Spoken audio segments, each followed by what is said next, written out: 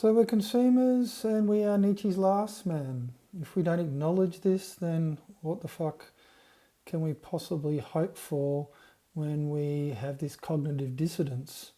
And so if that's the frame of reference that we're all given as Nietzsche's last man, when you think that we would have to understand actually the nature of our production process as such, if anybody is interested or considers Nietzsche to be of great importance, well, if you look at online on the internet, look at different people that talk about his thought, do they give context to the last man and ultimately the way how we are given as such? But in turn, look at, if that is the case, then isn't it incumbent upon us to actually think that through?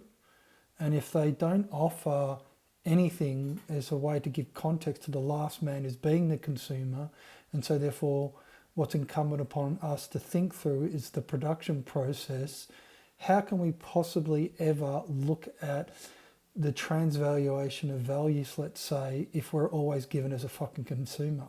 I mean, it's literally impossible.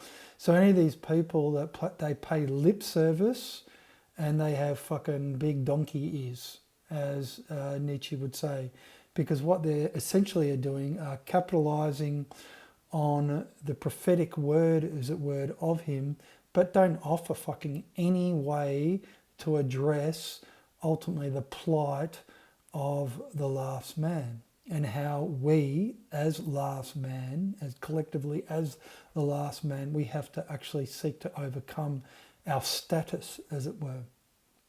So if that is the case, then literally every single person that you listen to that talks about Nietzsche, if he doesn't give context in reference to the action, and so why would that be important? Well, ultimately it has to be action orientated, but then you step back from that. Well, if we are producing ourselves as consumers, then ultimately we have to create beyond the status of our redundancy, and when we're given as such, how could we ever possibly understand what we can do if first we don't understand the way that we fucking produce ourselves? So if you've never asked the question of how the consumer is produced, that is telling. That is telling you something that for all your searching, for all your philosophizing, for all your rubbaging down fucking rabbit holes, it leads to absolutely nothing. So what happens in that context? Well, if you have a person talking about Nietzsche, what are they going to offer you? Is it going to be some kind of way to philosophize, but then what? Is that an idle pastime? So if you're not engaged in the provocation of his thought, how can you be the tightrope walker, as it were? To live life without a guide. Is a buyer's journey a risk-free proposition, as I've said? If it's risk-free and we have to risk the self beyond the redundancy of the last man, what possible action can we take to potentialise that as a bequeathal so that to our ancestors that they will be the beneficiaries of? That is the fucking task.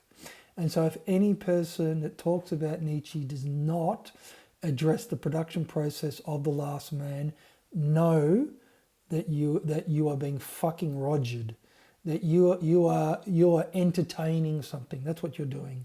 That you're orientated towards your time to spend it to engage in superfluous fucking questioning that comes to fucking nothing. Because if there's nothing that's offered beyond the talking, beyond the constant rehash, beyond the echo chamber, beyond the toing and froing of people having an opinion about fucking something, and yet that one question of the way how we produce ourselves is completely omitted, know that you're being fucking rogered. And why are you being rogered? Well, what can they possibly offer? Are they going to offer you a way to give it context to where you are now? Well, how the fuck can they if they've never asked the question of how we produce ourselves as the last man or as consumers? Then that means to say that ultimately what they are orientating you towards is a pastime, is to orientate your leisure to what end? Can you spend your time beyond the claim that it's already an economic good or already a pastime? So past the time of its potential, to potentialize you beyond the way how you understand time or your captivation with something that is not? I mean, what are they going to offer you? They're going to fucking sell you something is what they're going to do. They're going to sell you a course. They're going to rummage through fucking history and dredge the throat of fucking Odin. They're going to dredge, I don't know, some neo-paganism fucking revival. They're going to, like, what for what? How is that orientated towards addressing the principal issue of our age? Like, how does a person that becomes neo-pagan, let's say, discount the consumer that they are to add their neo-paganism as a value add to the buyer's journey that's been set for it? I mean, fucking come on. Literally every single thing that a person would share or offer as far as that is a value add.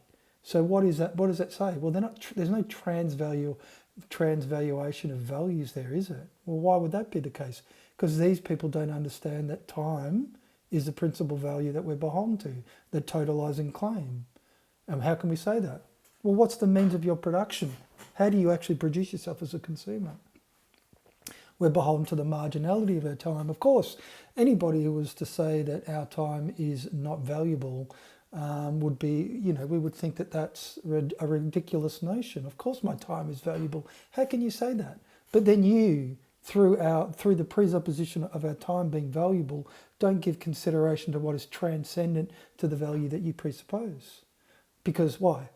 Well, the totalizing claim of a buyer's journey means to say that the value that you are sold on is subordinate to the value that is transcendent. Well, what would be transcendent? Your means of your production, the way how that you get beholden to that. Like I said, you become an actuary self. Work-life balance is what you work on. And so therefore what you do is that you maintain a system of control in spite of the very self that you need to potentialize. How can we say that? Well, is life a compensatory exercise or not? If it's not, then how can we be orientated towards life as a buyer's journey when we're always seeking a return for our absence of creativity ultimately? That's the one thing. You're a consumer, you're credited demand. You can only want. You cannot command creation. Of course you can't fucking command creation, because if you did, then you would have to work together that is given in the same way.